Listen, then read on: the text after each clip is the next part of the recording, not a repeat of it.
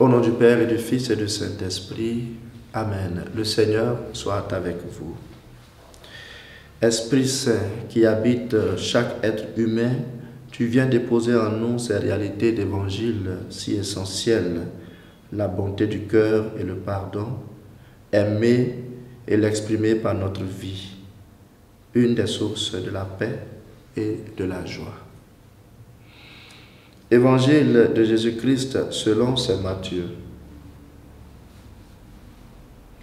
En ce temps-là, Jésus était en route. 2 aveugles le suivirent en criant « Prends pitié de nous, fils de David !» Quand il fut entré dans la maison, les aveugles s'approchèrent de lui et Jésus leur dit « Croyez-vous que je peux faire cela ?» Ils lui répondirent « Oui, Seigneur. » Alors il leur toucha les yeux en disant « Que tout se passe pour vous selon votre foi. » Leurs yeux s'ouvrirent et Jésus leur dit avec fermeté « Attention, que personne ne le sache. » Mais une fois sortis, ils parlèrent de lui dans toute la région.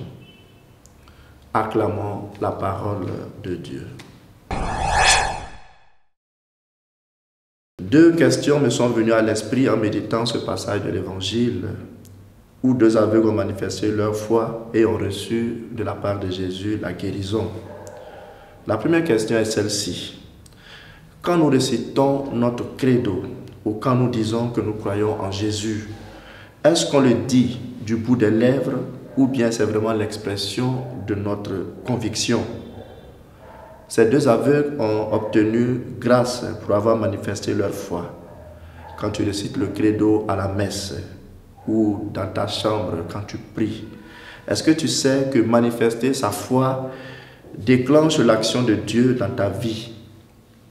La parole de Dieu dit que Jésus est allé dans un milieu où les gens n'avaient pas de foi et qu'il fit là-bas très peu de miracles. Chaque fois que Jésus s'adressait à un miraculé, il lui disait « Ta foi t'a sauvé ». Oui, chers chrétiens, notre foi en Jésus nous sauve et déclenche ces miracles dans nos vies.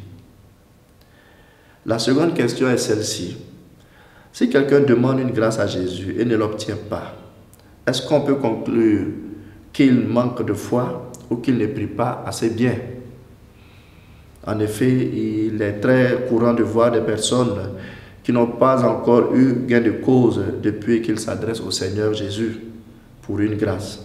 Pour certains, en effet, il faut de la persévérance. Pour d'autres, ils ne savent pas ce qu'ils demandent.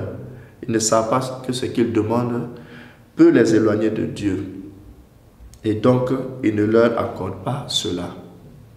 Mais aussi, il y a ceux qui doivent comprendre qu'il y a des manques que nous devons supporter justement comme expression de notre foi. Saint Paul, qui a fait de grandes choses, avait comme une écharde dans son corps qui ne lui a pas été retirée malgré ses prières. Sainte Rita a dû souffrir toute sa vie avec cette épine. Saint François d'Assise et Padre Pio ont souffert avec les stigmates. Certaines souffrances, certains manques sont le lieu d'expression de la foi en Dieu. Mais pour accepter cela, il faut comprendre que la foi signifie l'abandon total en Dieu, quel que soit alpha. Alors aujourd'hui, chers frères, chères sœurs, présente avec foi ta situation à Jésus. Il guérit, il sauve.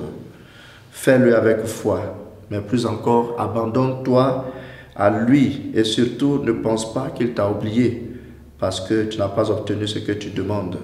Exprime-lui ta foi en t'abandonnant à lui complètement et il sera avec toi. Et qu'il te bénisse tout au long de cette journée, lui qui est Père, Fils et Esprit Saint. Amen.